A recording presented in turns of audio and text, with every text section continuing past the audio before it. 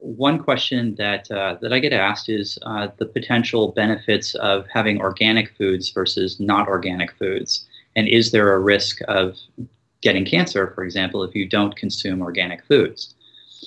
What we hear basically from the FDA is that really the difference between having a diet that's heavy in organic versus non-organic, there really is no convincing data, or there are no convincing data in terms of increasing risk of any type of chronic diseases or even cancer for people who choose one or the other.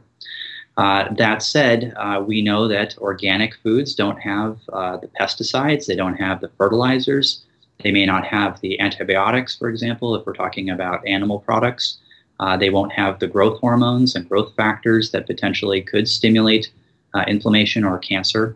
And so my recommendation is, whenever possible, is to choose organic foods over non-organic commercially grown products. Look for labels like USDA organic on produce. Look for hormone-free. And you can buy these now in places such as Costco, even, for example, so you can save money when you're purchasing organic. Or you can buy them at places like Sprouts and Trader Joe's and Whole Foods.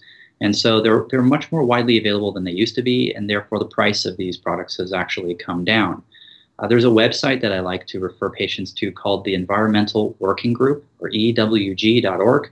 And this website has an excellent little feature called the Clean 15 and the Dirty Dozen.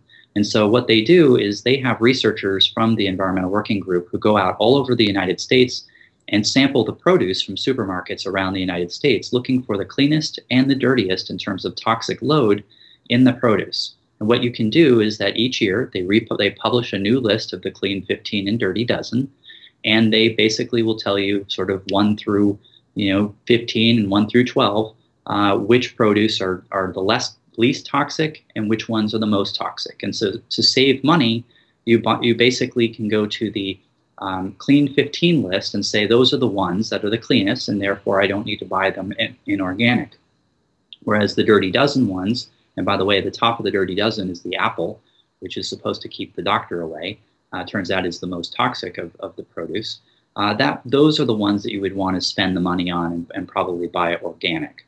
But in general, I'd rather you have fruits and vegetables than in any form or fashion that you can than not.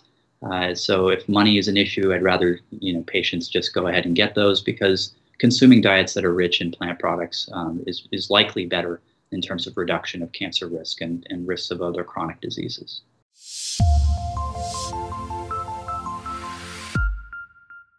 Did you know that not every breast cancer patient needs chemotherapy? In fact, today, there's a way to identify whether or not you'd benefit from that chemotherapy based on the biology of your tumor. To learn more about the Oncotype DX assay and how to discuss the results with your physician, just press this button.